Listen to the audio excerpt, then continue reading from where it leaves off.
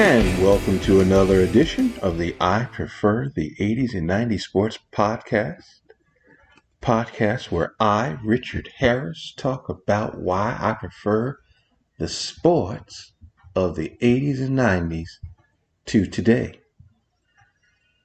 I had 3 topics in mind I was going to talk about today, but something this morning kind of jumped in to what I was going to say.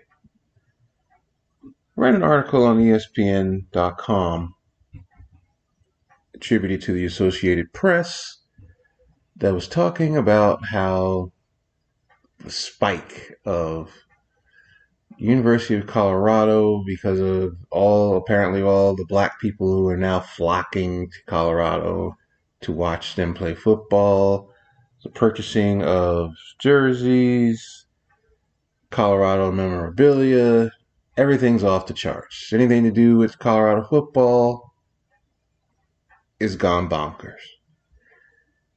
And it got me mad because they compared Coach Prime to Coach John Thompson because there's no comparison. Coach Prime, in my view, I don't associate him with things that I associate John Thompson with. John Thompson feels and felt, may he rest in peace, that he was discriminated against a lot because he was black. And he felt that fans of college basketball, for some reason, didn't see the artistry and the work of his basketball teams. All they saw was a team full of black kids that John Thompson recruited. Because if you looked at his bench, there were no white kids, except for later in the career, there was one white kid. And just the ugly racism that Georgetown endured. I mean, the signs that people put up about Patrick Ewing, calling him an ape, and blatantly standing there holding the signs up at Syracuse and other places, to the point where Coach Thompson pulled his team off the floor one time because he wasn't going to stand for all the racial signs about his players, oranges being thrown at the backboard. I mean, there was blatant racism when it comes to John Thompson. Deion Sanders and the nation today, because of this new movement that we have in this nation today, is trying to make this another black against the world issue. And it's not. Because the simple fact is this. The simple fact is 3 of the last 4 coaches that Colorado has, in fact, we make it 4 now, 4 of the last 5 coaches that Colorado has had have been African Americans. And they've had, 3 of them had terrible records. One of them has the worst record in the history of the school. And so I wonder, where was the black movement for them? In fact, the last coach of Colorado was a man by the name of Karl Dorrell. Karl Dorrell is a respected coach who coached not only in the NFL, but he also played college football, played a little bit in the NFL, and coached at UCLA. So he had credibility in Division I football. Where was the movement for Charlie Strong at the University of Texas? Kevin Sumlin at Texas A&M. These schools have never had an African American head coach. So that should have been a perfect opportunity for a big national school like that. Notre Dame. Tyrone Willingham coached at Notre Dame.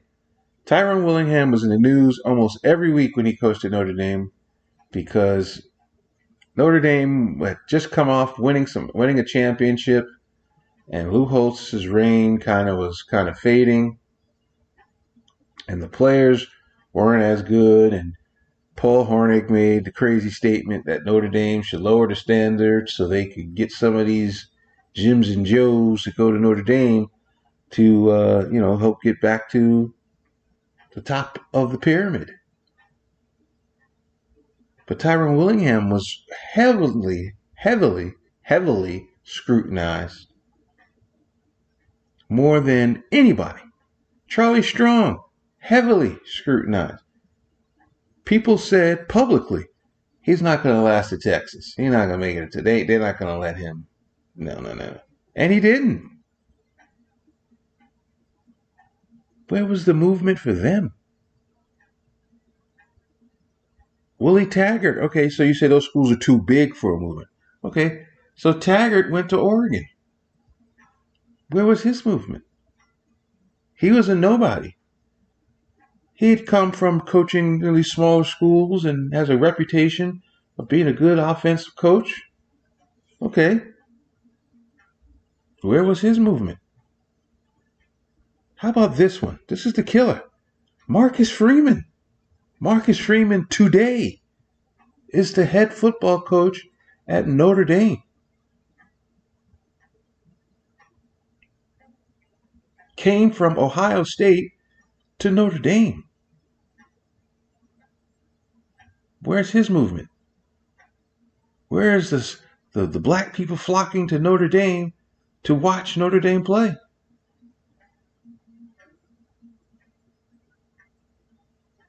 It's corny and it's phony because the only reason why this is an issue is HBCU.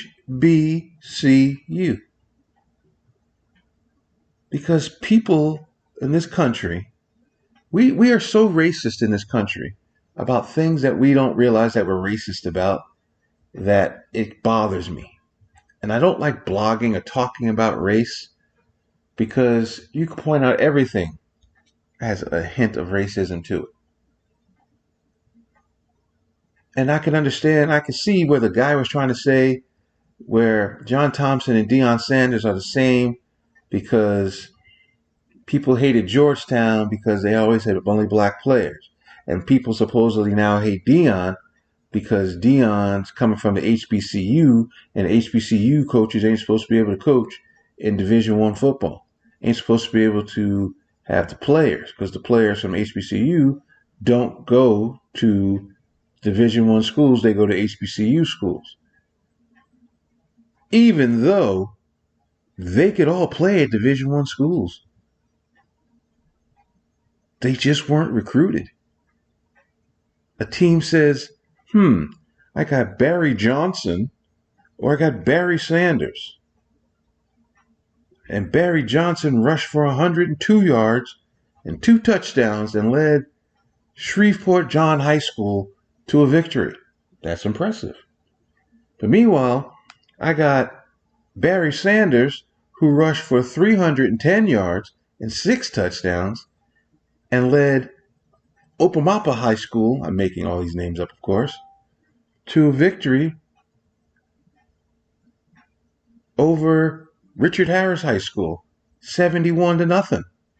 I think I'm going to go get Barry Sanders and put him in Division I, put him in the NFL, put him in the Hall of Fame.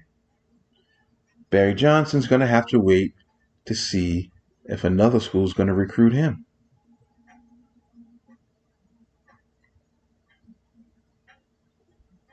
And that's what bothers me about this whole Deion Sanders Colorado thing.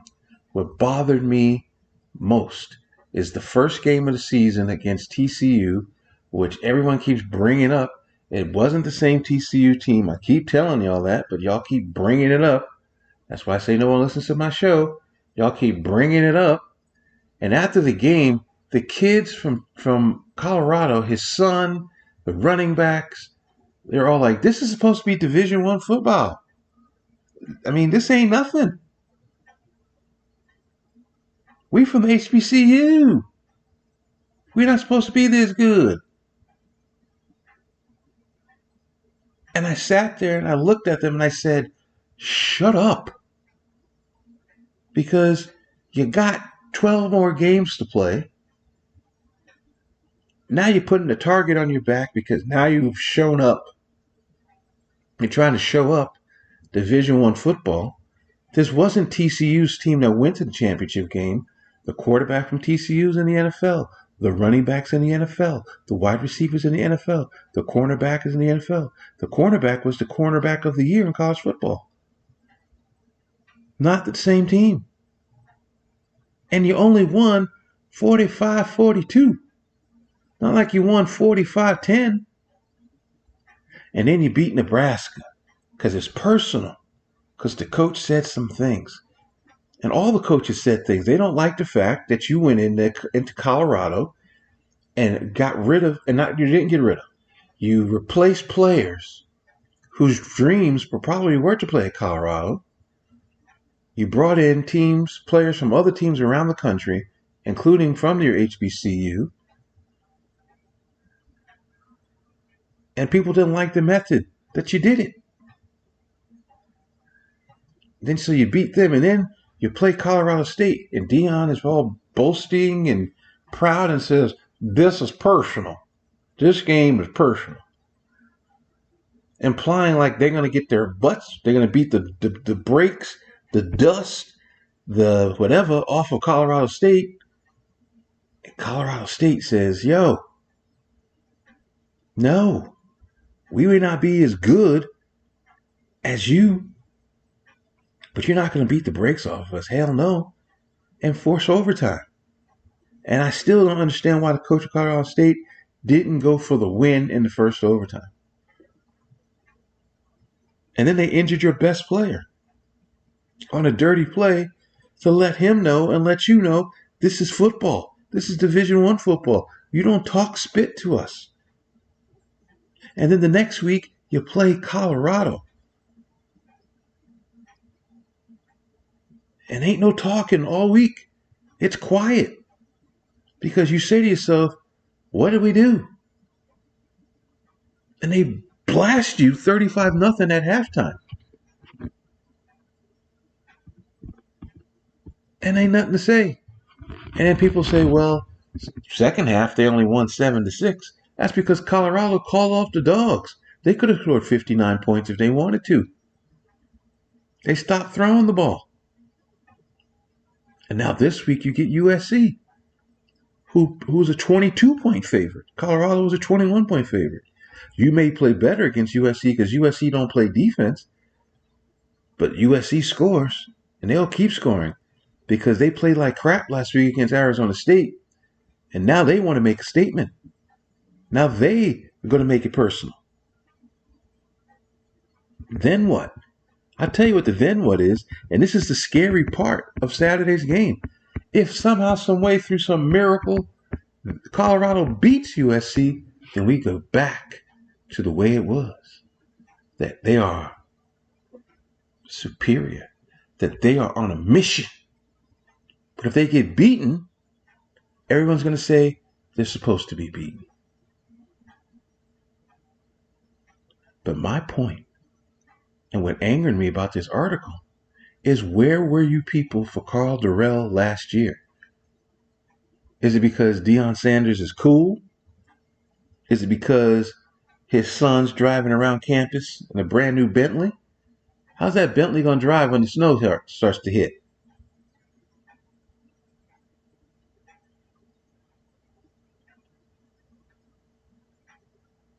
Hearing former players. You know what's funny about Colorado? Let me tell you something. Let me tell you a quick story about Colorado. In the 90s, in the late 80s, Colorado was a very popular football team. You know why? Because they had a lot of kids from black areas played at that school. And you know how they got to Colorado? The head football coach was a man by the name of Dan McCartney. And Dan McCartney was a born-again Christian. And Dan McCartney would go to your homes and sit down with your mother and talk to her about getting her son to go to Colorado. And oh, by the way, talk about Jesus Christ. Talk about his love of Jesus. That the moms would be like, yo, I want that man coaching my son. because he's gonna make my son a good person, and we talking Bible. Deion probably does the same thing. He preaches. He talks like a preacher. He talks about God. Dan McCartney never cursed. Deion Sanders, I've never heard him curse.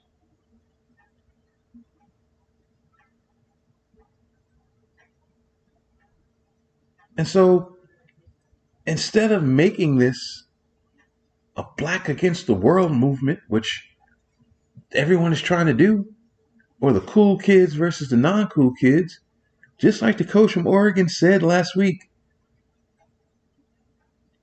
anything I say as a coach, as he said, isn't going to impact what happens on this field.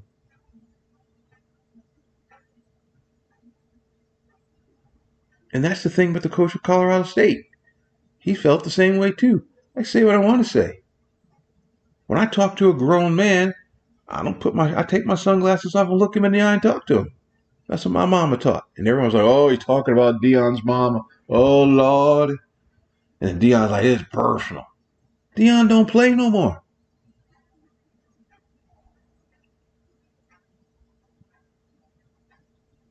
And he couldn't tackle when he played.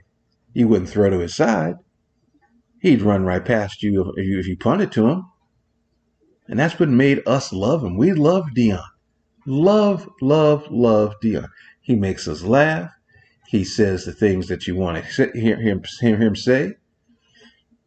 When he plays a player, and they played Atlanta the first time, and him and Andre Rison are fist fighting on the side, and the referees ain't kick him out because the referees knew they were the marquee, the reason why we're watching.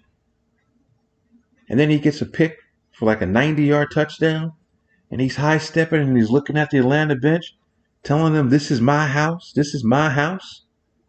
That's what we loved about Deion. So his personality, yeah, it is magnetic. Yeah, he is a great. He could sell probably any car in the world if he wanted to. He just apparently sold and made somebody $45 million for sunglasses. And if you see TV, he's in Kentucky Fried Chicken commercials. He's in the Aflac commercials. He's everywhere. And he tells you, y'all can't be me. There's only one Prime.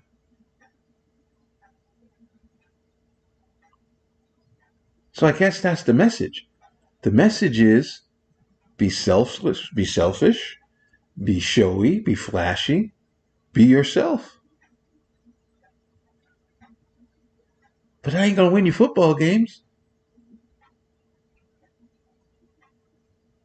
And the greatest funny of all this to me, and I'll shut up. The greatest funny to me about all of this is they're only playing in the Pac-12 this season. Next year they go to the Big 12 where nobody watches Big 12 football. Big 12 shares Fox Sports 1 and Fox for football. They're not on CBS. The only Big 12 game that's on ABC is Oklahoma versus Texas. And later on in the season, they'll have more Big 12 games on, depending on how good the teams are. They just had Baylor and Texas on. I guarantee you the viewership for that nationwide, if you take out Texas, was less than 2%. So what, are they going to plug Colorado in as Texas? Who's going to be their main rival? Nobody. Because Texas and Oklahoma are going to the SEC.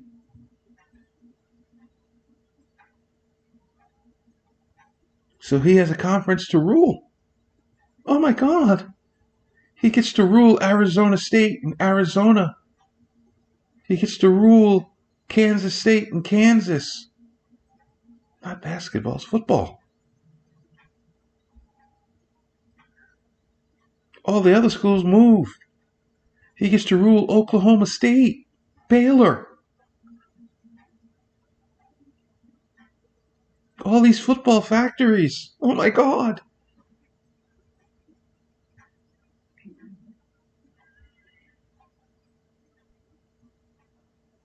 I can't stand today being told how to be a black man, being told that if I don't support everything that black people do, I'm not a black man. And if I root against Colorado, I'm a hater. That's this dumb word that this generation of kids and adults have infused into society. That if you don't like something, you're a hater. You can't have an opposite opinion, or you can't have an opinion. You have to like everything that everybody likes, or you're a hater. Which is the dumbest thing I've ever heard in life.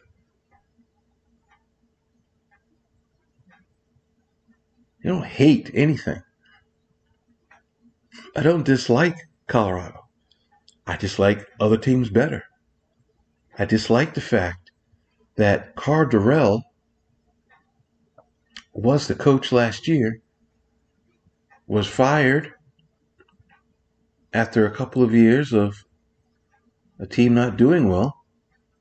Meanwhile, the team previously was contending for the Pac-12 championship, and Karl Dorrell's first year, the quarterback got hurt. So they weren't the same team. But there was no movement. Mel Tucker was the coach before Karl Dorrell. Where was his movement?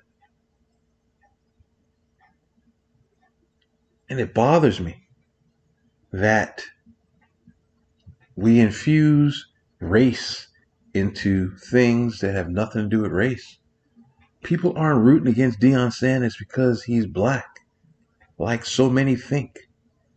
People are rooting against Deion Sanders because he's made college football the cool kids versus the non-cool kids. He's made college football Hollywood before they become Hollywood.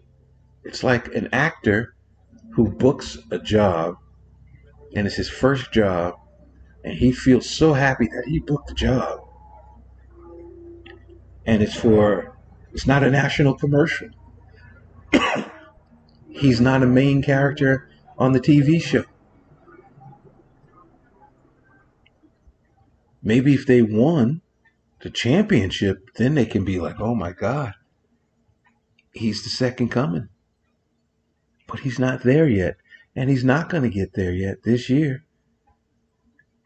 Even if they beat USC,